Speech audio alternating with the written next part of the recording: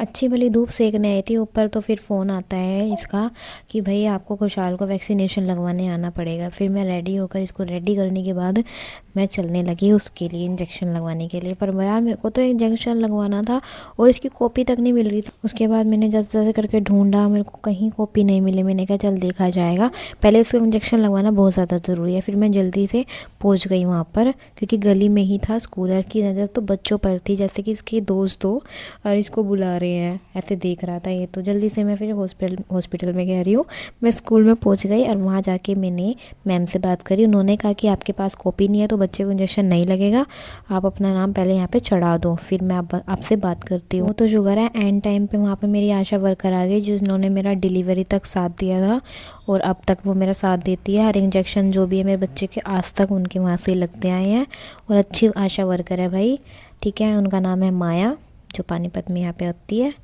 तो भाई वो आई जैसे तैसे करके, उन्होंने भाई मेरा वैक्सीनेशन मेरे बच्चों को लगवाया, क्योंकि ये जाने वाले थे। इन्होंने लेट फ़ोन करा था वैसे भी मेरे को, और मैं वहाँ पे लेने जाती घर पे, दूसरे घर पे कॉपी, तो इतना टाइम हो जाता और मेरे बच्चे का इंजेक्शन रह जाता 9 मंथ का। और 10 मंथ में तो फिर लेट हो ही जाता है। फिर इसको इंजेक्शन दूसरा भी लगने वाला है, एक साथ 2 डोज नहीं दे सकते ना बच्चों को।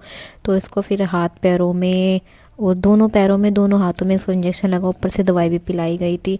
और देखो यहाँ पे मिट्ठू बाहर निकल गई है और सारा इसने इतना डस्ट फैलाया हुआ। मैंने कहा चल कोई बात नहीं, तेरे को मैं ऊपर लेके चलती हूँ। बहुत चिढ़ रही थी, मैंने बहुत पंगे लिए और मैंने ये जुगाड़ लगाया हुआ था अपने घर के अंदर, क्योंकि अब सीज़न ऐसा चल रहा है ना सर्दियों का, विंटर में कपड़े सूखते ही नहीं है। फिर मैं इसको लेकर बाहर चली। मैंने ले ली चटाई, दूध की बोतल इसकी, और मम्मी की ले ली मैंने चुन्नी, और साथ में इसको मिट्ठू को लेकर मैं चली छत पर। छत पर जाने के बाद मैंने फिर खुशहाल को कहा कि भाई तू यहाँ पे आके बैठ जा चटाई पर वो बैठा नहीं। वो सामने आंटी थी, उनके पास जाकर गुतक के गोदी में बैठ गया उनकी जाके। फिर मैं मिट्ठू से गप्पे शप्पे लगाने लगी। फिर उसके बाद ये आया, क्योंकि इसको भूख लगी थी। फिर मैंने इसको जल्दी से दूध पिलाया। उसके बाद ये खेलने लगा, और इसको पता है कितना चंट हो रहा है ये नीचे से मिट्टी चाटने लग रहा था। मेरे को इसने भनक तक नहीं लगने दी।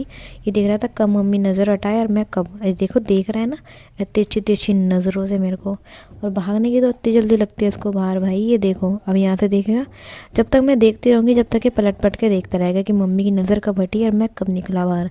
और अब देखना है इसको कैसे भागेगा। अब देखो बाहर जाने के बाद ये भाई काम करता है, चप्पलें सेट करता है, रैंक रखा हुआ है। और बाहर जाने के बाद इसकी मस्ती डबल हो जाती है। बाहर जाके ये रिश्तेदारों को